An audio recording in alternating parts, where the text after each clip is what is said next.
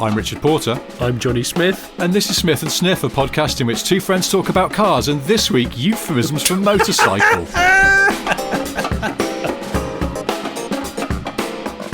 I went down a wormhole this week because I've been busy, so obviously, as anyone who works at home, which I guess a lot of people at the moment still, you know, the more busy you are, the more that your brain goes, hey, let's hop on YouTube and watch the title sequences from 80s TV shows for a bit, because that'll be productive.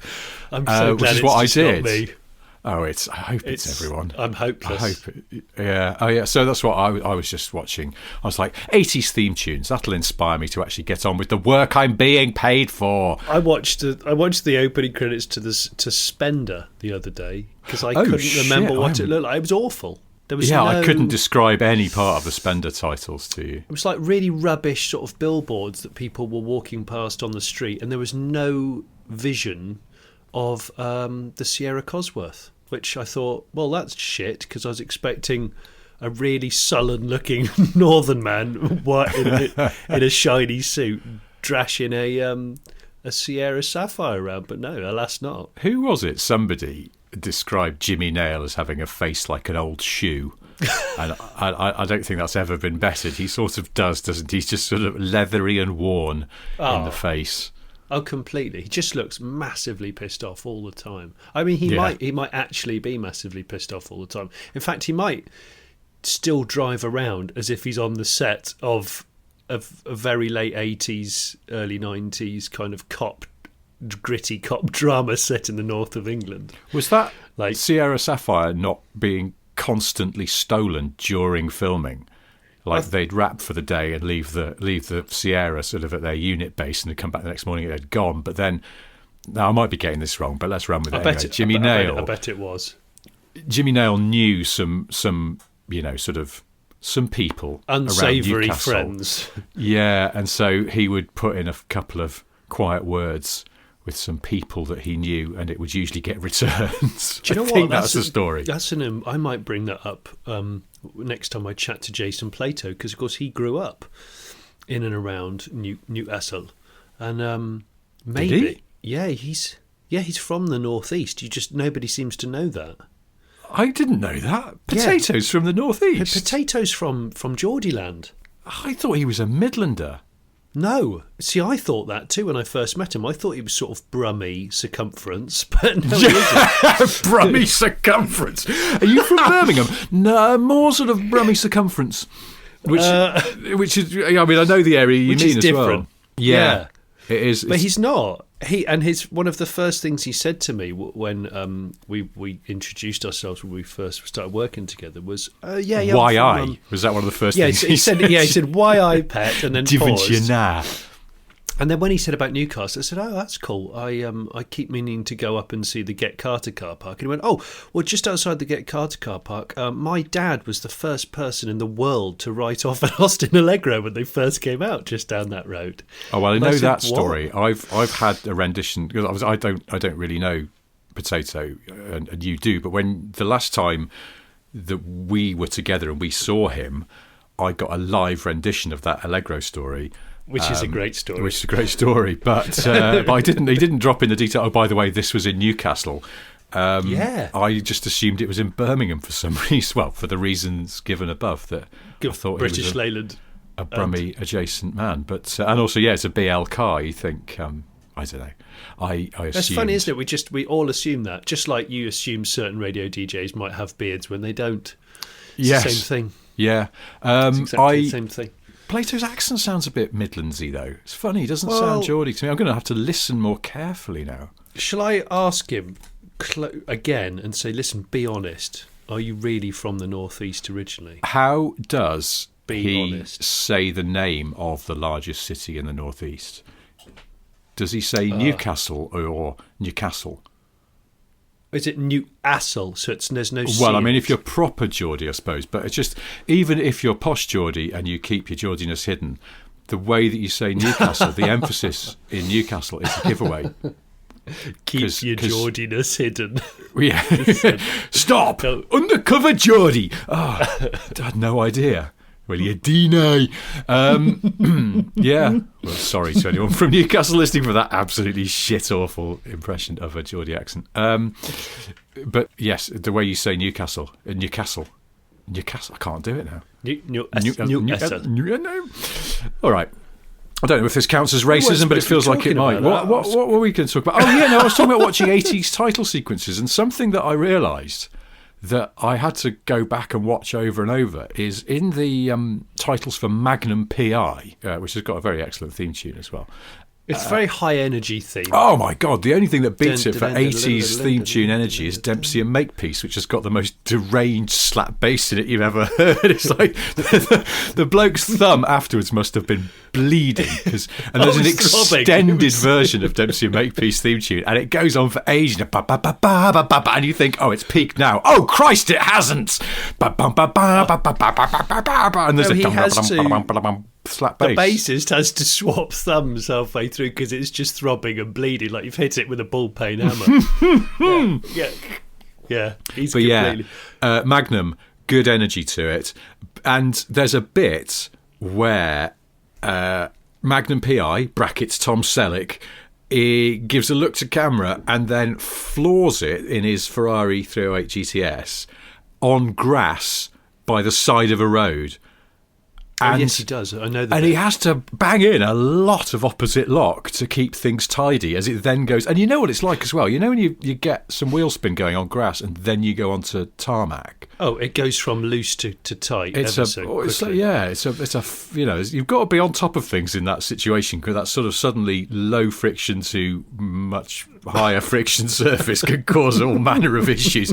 And what impressed me about it was, especially with a tight steering box. Yeah, yes, a non-pass car from the 80s with mid-engines.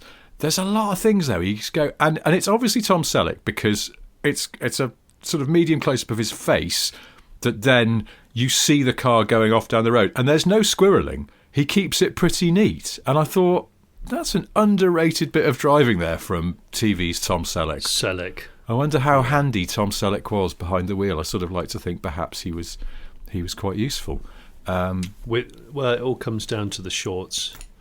It's the driving shorts, I would suggest. Everyone knows you can probably increase your wheelsman game by 10%. If you wear a fairly kind of snug-fitting sports shorts. 70s sports shorts. Oh, sorry. I beg your pardon. I couldn't even keep a straight face as I was saying that. I think it's just total bollocks that I'm talking about. I think you mean 70s sports. Shorts. Sport shorts. Hang on, people talk about driving gloves. People talk about like driving shoes. No one has ever talked about driving shorts ever. I'll just pop on driving trousers. No.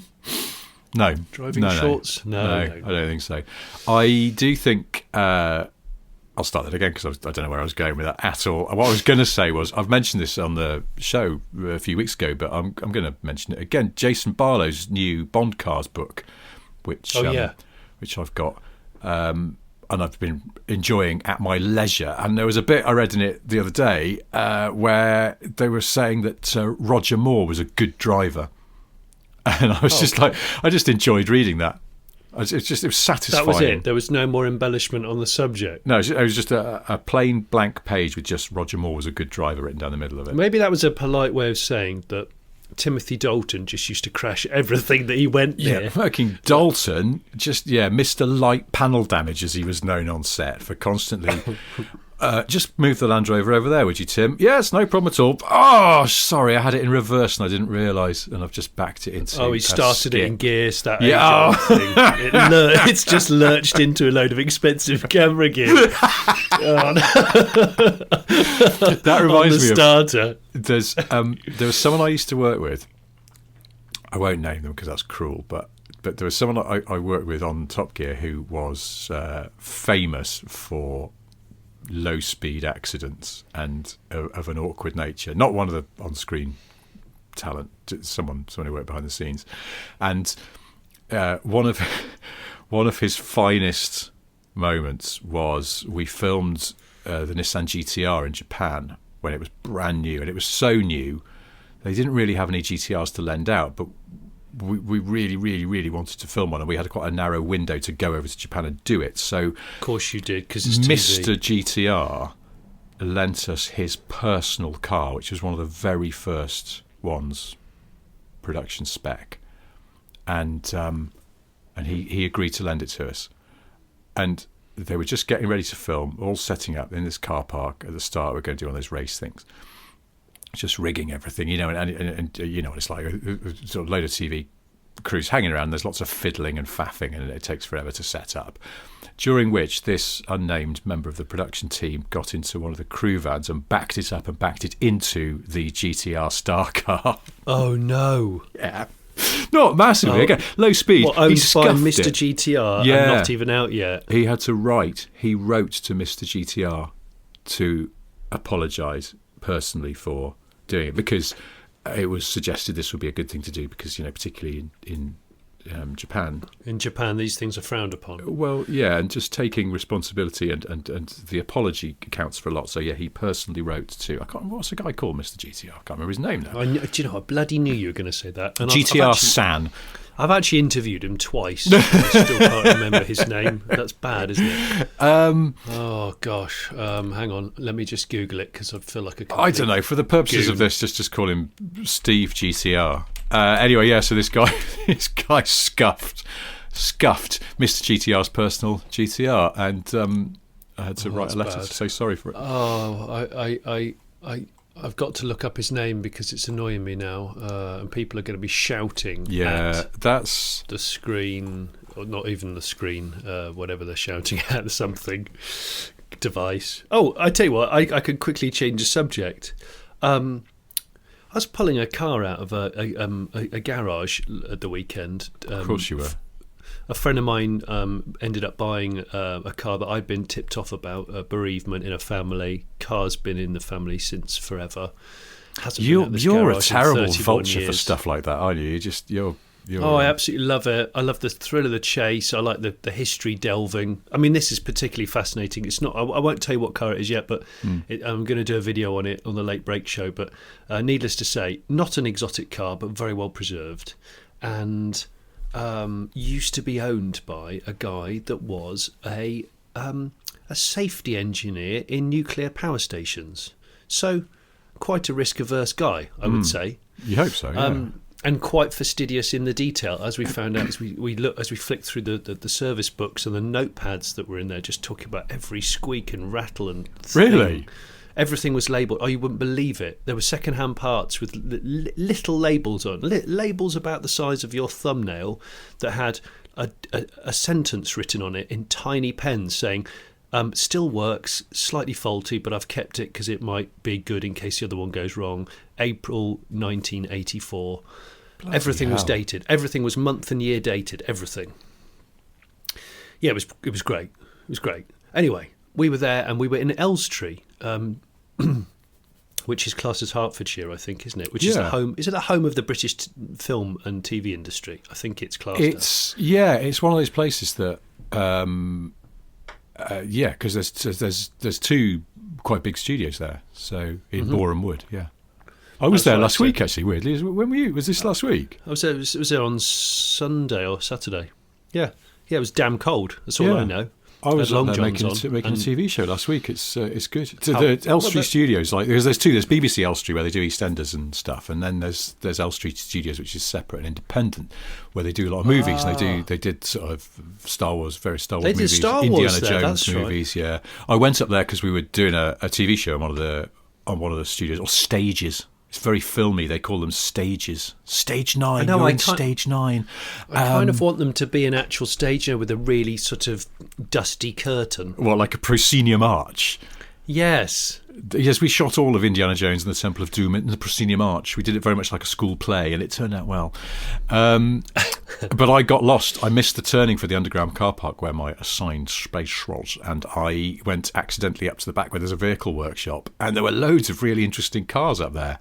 I guess from different movies. I couldn't sort of place what films they were from, but they were like some old Ford Explorers that were all smashed up. and there was a little Alpha Julia GT and things, and I wanted to take some pictures, but when you're sort of in that environment and you're there because you're working, it's a bit unprofessional to do that. So you can't. Yeah, you just have to rely on the fact that people are telling the truth when they regale these stories, and I do believe you. And it is a shame you can't take the pics, but you've got the memories. And I've never actually been to any of the Elstree studios, I don't think. I've been to Pinewood, but I've not been there.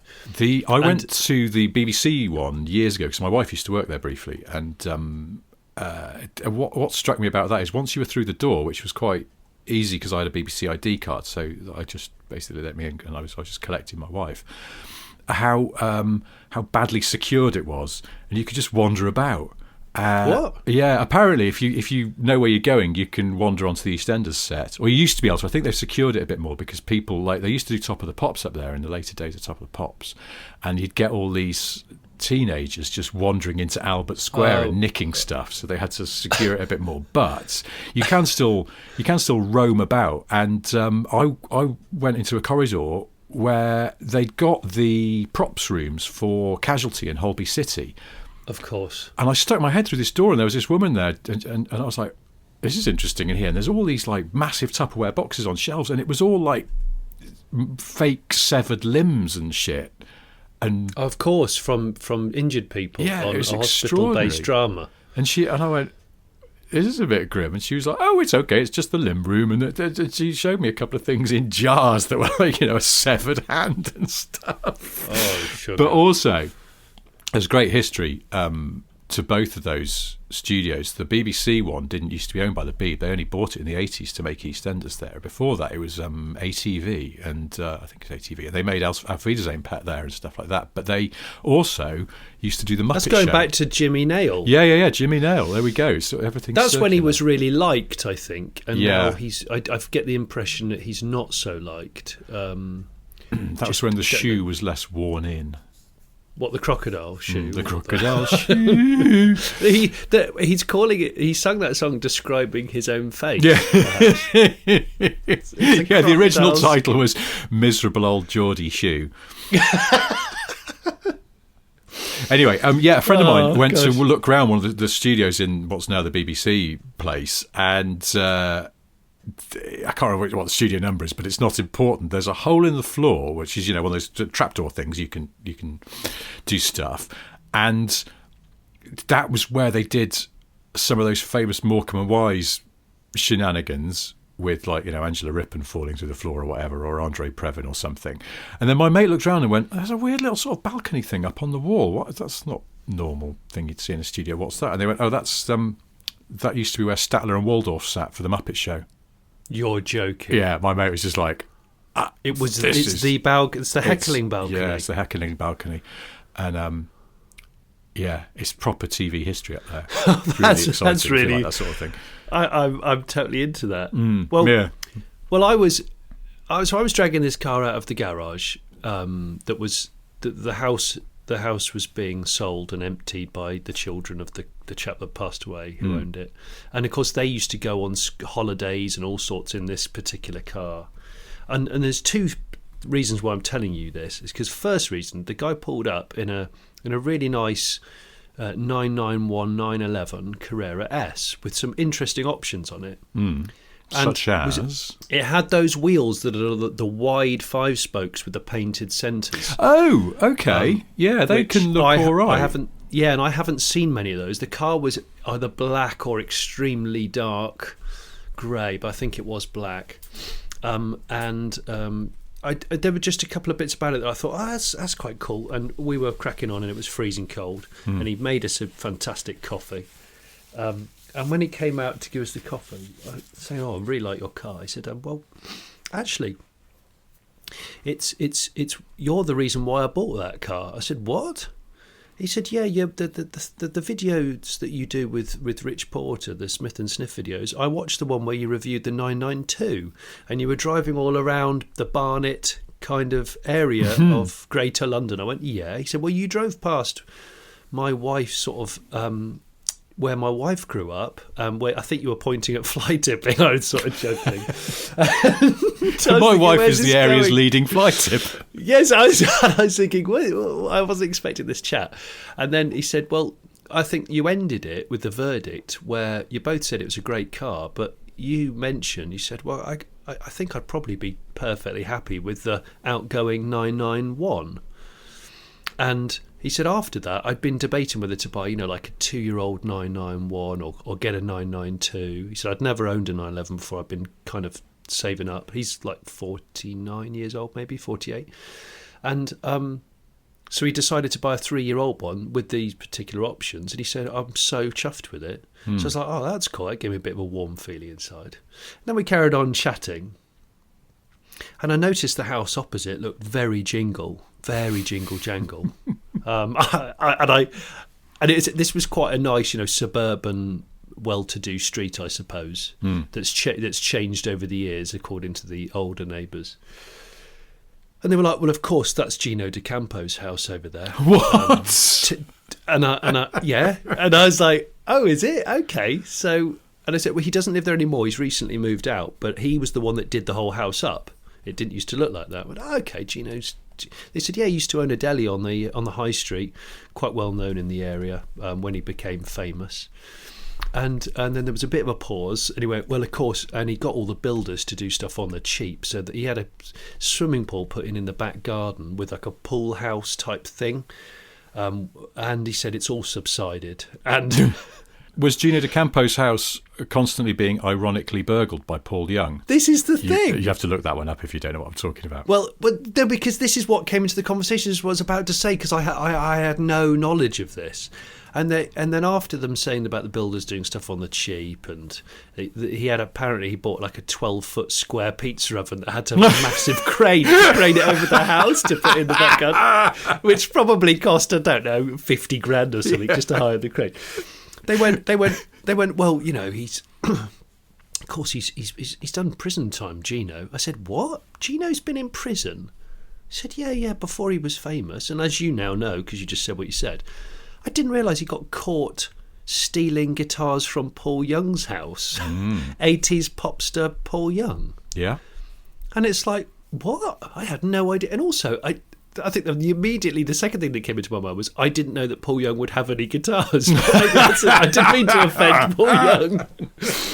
or was Paul Young looking after like Mark Knopfler's guitars just for a weekend?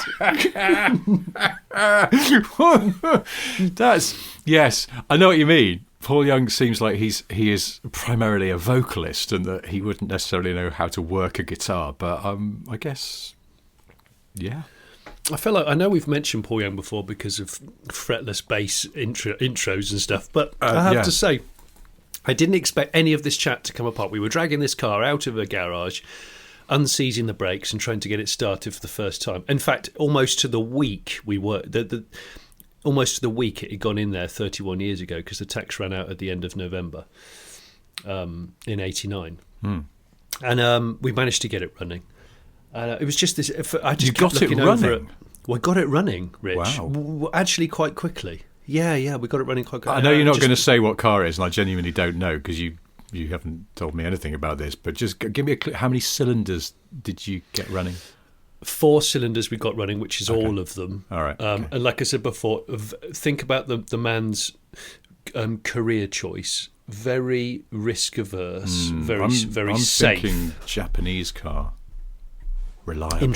Interesting that you should think that. You're not right, but anyway. Oh. damn it! But so I really enjoyed that. It was a great bit of trivia that I didn't know about Gino D'Acampo.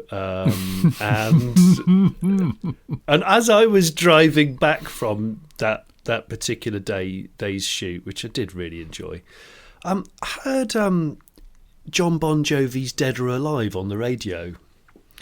And it sort of instantly annoyed me because maybe I was just a bit tired. I've been out in the cold all day. I had my heated seat on. It was actually the last journey I did in my Kia Soul Electric before I had to go back. Oh yeah, your Soul's gone. I mean, your Kia Soul. Honestly, I feel like my soul has gone because the car is fantastic. What, and have you got something really else to replace it? No, not really. I mean, no, not really. No, not at the moment. So if anybody's listening to this, no, I'm not going to say that. That's just awful. Go on, you might as well. I'm just angling for a long-term test car now. It's just wrong. No, I'm not going to say that. What I was going to say is Dead or Alive by Jon Bon Jovi. Please think of those less fortunate than you. Well, no, it would be Chris Rea was going to phone me up and go, Jonny, what are you driving home for Christmas? And I go, to be honest, Chris, I've no freaking idea. But I'm already home because it's because of it's coronavirus. COVID Christmas. You didn't think of that when you wrote the song, did you, Smarthouse? It's COVID Christmas, and there's not going to be any COVID caroling. For Christmas. Actually, more convenient. I'm just walking around the house in the same moccasins I've had on since April. I'm on my third beer, and it's only 12:30. That's right. Trousers don't fit me. Yeah. Oh, I've been eating more calories. Dun, dun. Yeah, so I was listening to Dead or Alive, and there's that lyric that Jovi puts out on a steel Jovi. Well, shorten his name. It's a bit convoluted. Are you suggesting perhaps that in that way that Mohammed Al Fayed was accused of putting the al into his name, it's an honorific that he wasn't entitled to have, that Jon Bon Jovi is in fact Jon Jovi and has given himself the Bon to try and ennoble his name? He's Jon Jovi. Jon Jovi. He's Jon Jovi. And sorry, I wasn't expecting this to go on so long, but yeah, it's my goodness. Jon Jovi. And when he says, he's really emotional, on a steel horse I ride, because he's trying to evoke the sort of the cowboy element. I'm a cowboy. Yes. Yeah. And he's probably wearing leather trousers or something. Oh, he's always wearing leather trousers, yeah. I mean, with that, the cross stitch up the side, that sort of cross laces, they must have taken ages to remove and put back on. But anyway, not massily practical trapped trousers. in my trousers. Oh, if you need to get them off in a hurry, you're just doomed. Anyway, the practicalities aside, I just thought, steel horse I ride. I mean, clearly talking about a Harley Davidson, because what other motorcycle would he be referring to? But nobody calls motorcycles steel horses. That's absolute bullshit. I mean, they do. They call them iron horses. There used to be a really successful American magazine, a Harley magazine called Iron Horse. Really? Well, yeah, I'm pretty sure. I've never heard this before. I mean, I'm just. Come on, Rich. You said I'm just going to get on the old steel horse. I would honestly assume you meant tractor. Oh, so hang on, it's Jon Jovi. Let's just call him Jovi from now on. The Bon is gone. He's Jon Jovi. He's massively into agriculture. I'm a cowboy on a tractor I ride. I've got the lyrics up here, and they are. I'm a cowboy on a steel horse I ride. Yeah, I'm a cowboy on a tractor I ride. I'm wanted, brackets wanted, dead or alive, is how the lyric goes. You sound like you're so partridgey when you're saying it with the brackets. I'm a cowboy on a steel horse I ride, in brackets, dead or alive. I walk these streets, a loaded six-string on my back. Right, a loaded six-string. Right, okay. Oh, I see. So he's I think he's trying to make his guitar sound like a gun for some reason or other. I play for keeps because I might not make it back. I've been everywhere still. I'm standing tall. I've seen a million faces and I've rocked them all. It's his drivel.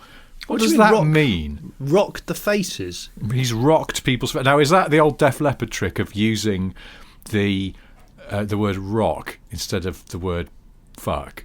But I've seen a million faces and I've fucked them all. Is exaggerating and that just means Bon Jovi is just a rampant oral sex fanatic, and also it's not really. I don't think it's the image he perhaps wants to portray. I mean, it could have been. I mean. So hang on, he just rides around. I mean, that's right. He's riding around on a steel horse. In his head, that's a Harley Davidson.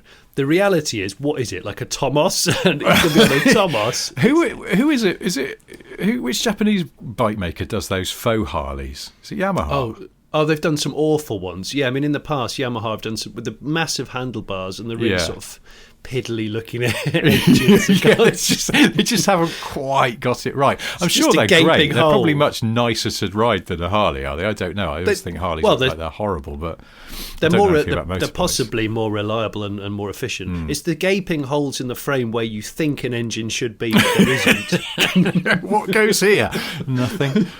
I'll read you another lyric. Sometimes I sleep, sometimes it's not for days. The people I meet always go their separate ways. That doesn't make sense, Jovi. It's nonsense. Well, so he's slightly... I mean, can you imagine being suffering massive amounts of insomnia, riding a motorcycle which is well known for giving you dead man's hand because of the excessive vibration?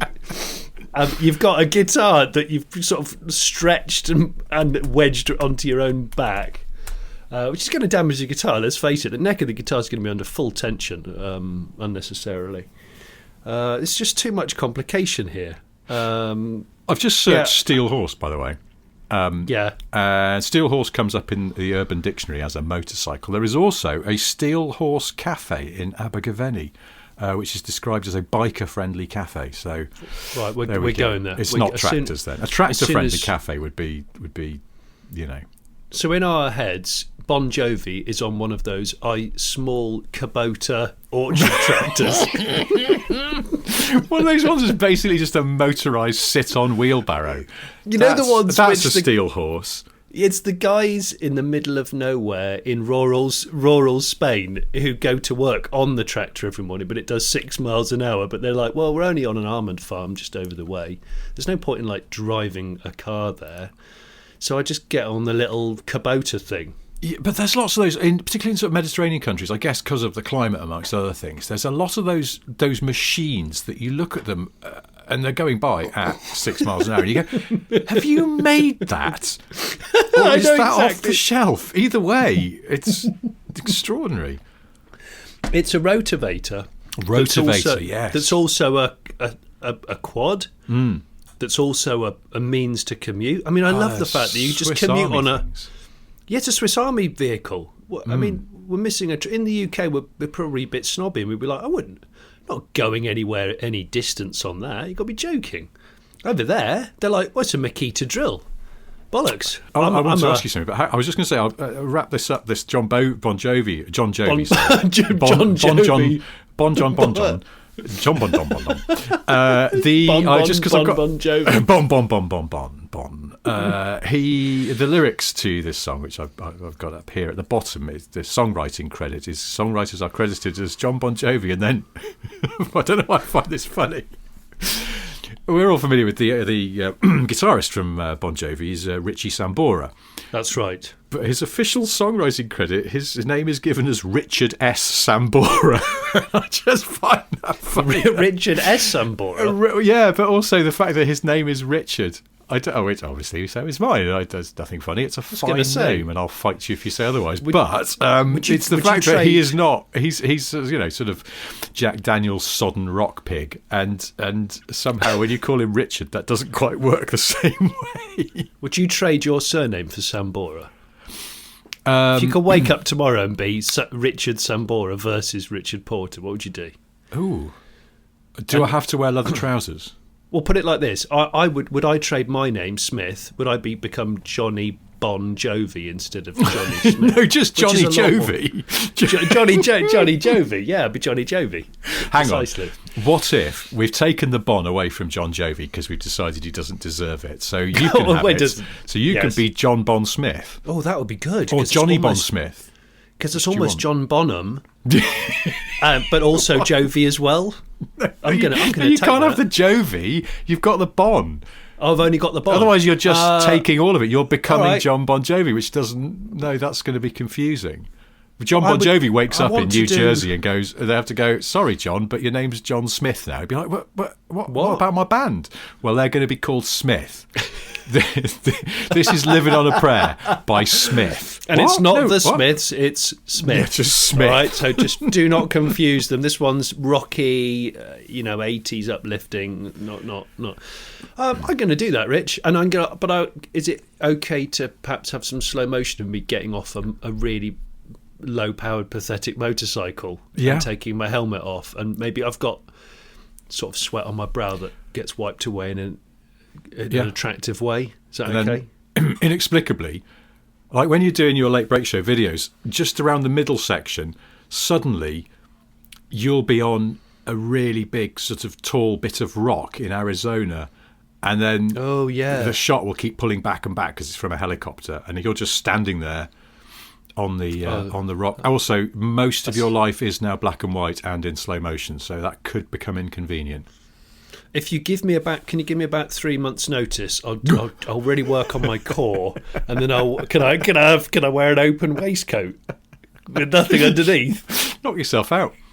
I'm totally doing that. That's my New Year's resolution. You've pretty much kicked off my 2021 with that. That's good. Cool. That's where I'm aiming. Now, from the cheesy link draw, moving entirely in slow motion brings me to what I wanted to talk to you about just briefly. As I saw your video, the Citroën Ami. Well, if I'm honest, I saw some of it. I started watching it and then I was interrupted. But did you do what I did? Start watching a YouTube video that I was interested in, and then the cat pissed on one of my children's beds. That's basically what happened to us. Yeah, and of course, it's like the blood of the aliens. It goes through everything. Yes, it goes through sheet, mattress, duvet, everything. Damn it. Yeah.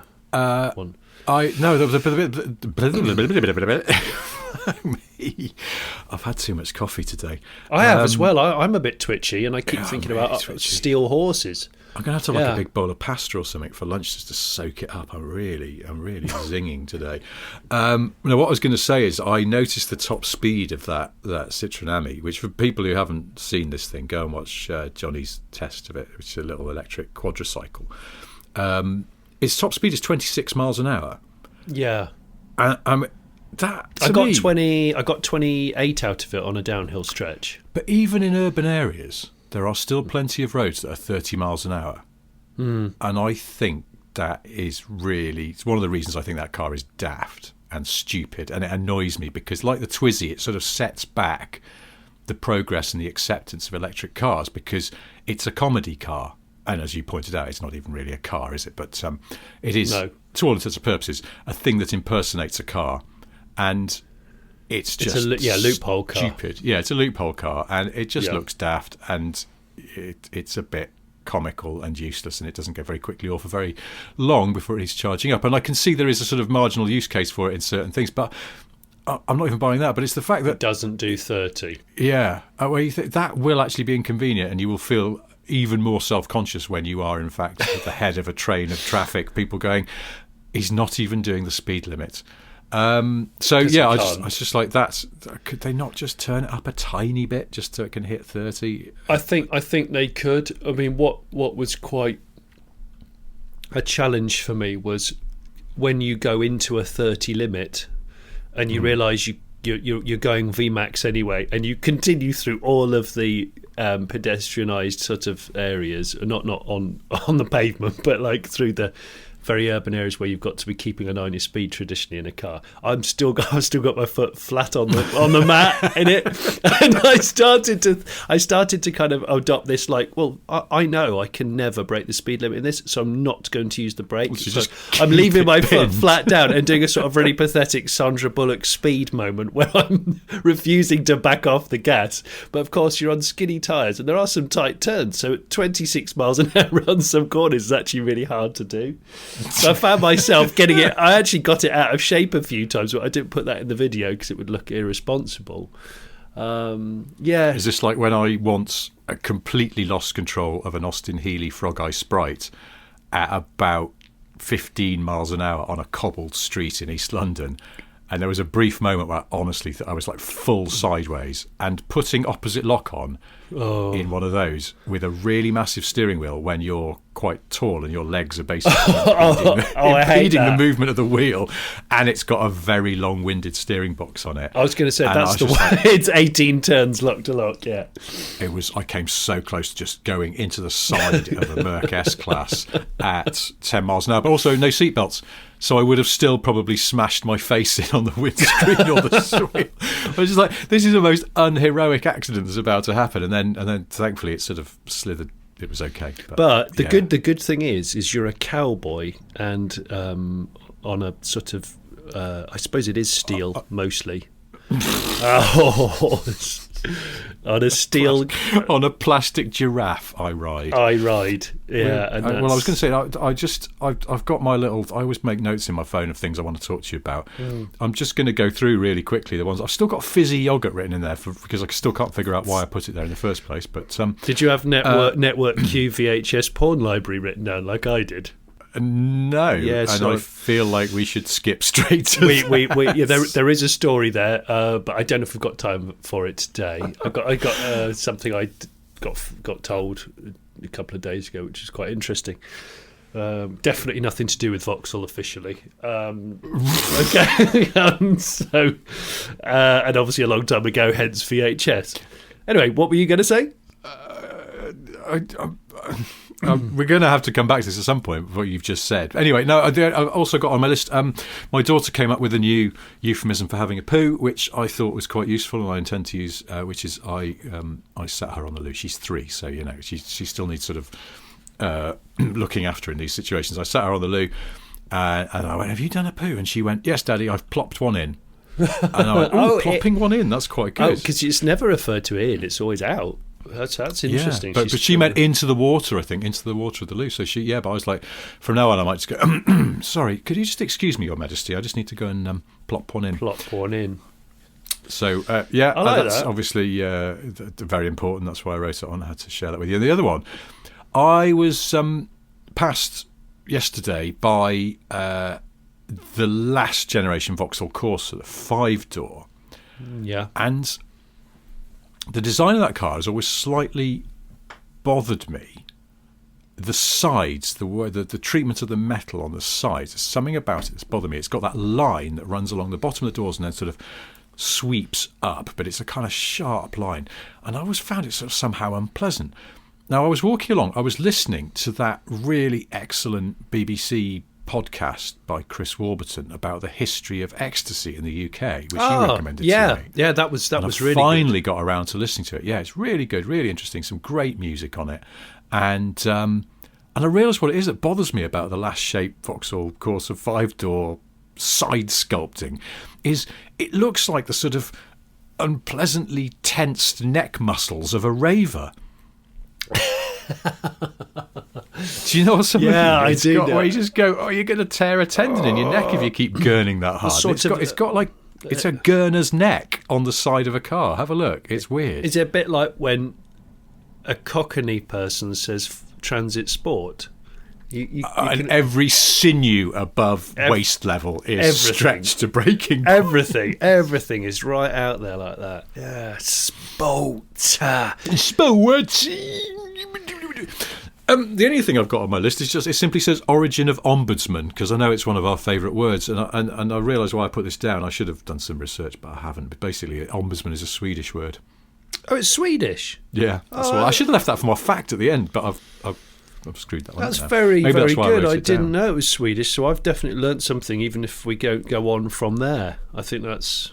on that note, we probably should start trying to look for the exit ramp on this one, but... probably. I've written down... I'd only got one more note, and it was piss vistas.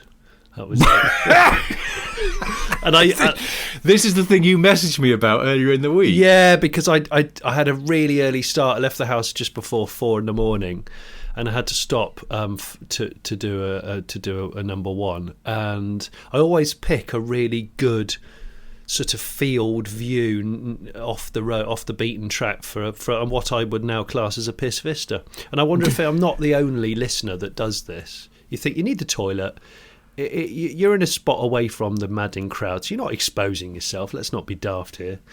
And but you pick a spot which is quite, scenic. I can't be the only one. Please tell me. No, I'm sure. Well, you know me because you've been in the car with me when we've been in the countryside, and I suddenly go, "Oh, I need a wee," and then I have that dither of indecision. I can never find the right spot to. I'm very much like my dog. I know when my dog needs a wee or a poo. Or to plop one in, if you like, and but sometimes she sniffs the ground and then sort of goes, "No, not there. No, that one's not." And you go, "Why? What has not met your exacting quality standards for having a dump dog?" And but somehow she won't do it. She just goes, "No, there, no, not there. I'm going to move on. Not there. Different bit of gutter, I think."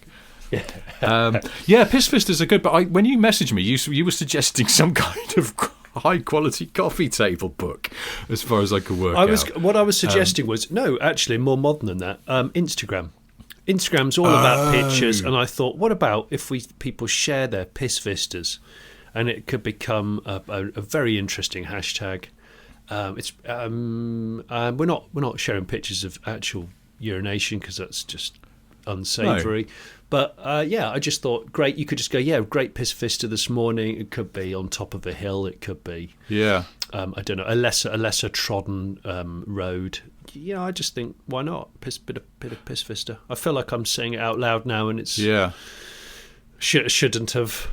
Basically, it's out there. Don't worry about it. I'm sure we'll just run with that. Right, well, that seems like an appropriate note to bring things to a shuddering halt. I'm going to agree with you. I just want to sign off, really, apart from saying thank you to everybody who's listened to us this year. This won't be the last one of the year, I don't think, but anyway.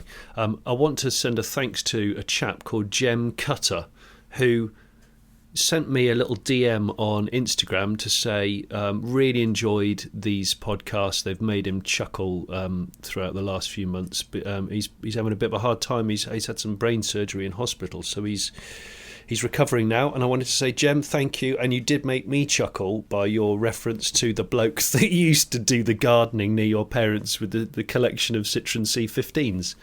So there we go. Thank you, Jem. Hope you're well. Recover soon. Yeah. Come on, Jem. It's not brain surgery. Oh, it is. Crikey. That's serious stuff. So get well, Jem. Hope you're all right, mate. And thank you for listening. Thank you to everyone for listening. I have 3 things to tell you. 1, Jonny has a solo YouTube channel. It's called The Late Break Show. There are many fine videos on there, including a review of the Citroen Ami electric quadcycle, which we've just been talking about. 2, I have a new book out. It's called Boring Car Trivia Volume 2. It's available exclusively on Amazon in paperback or as an e-book. And get in there pronto if you want a copy for Christmas. It's full of lots of arcane information about cars and that. And 3, the popular football anthem World in Motion by New Order was not an original composition. It was an existing piece of music which Gillian Gilbert from the band had already written as the closing theme tune for a BBC Two show called Reportage, and which, when they were needed at short notice to make a football song, the band adapted into World in Motion. Wow. Go on YouTube. Nothing like making a football song at short notice. Yeah, a theme tune, yeah. But, there we go. That's it then. That's it for this week's Smith and Sniff. We'll see you again same time next week. Thank you, please. Goodbye. Thank you, please. I'm Jonny Smith. On a steel horse I ride.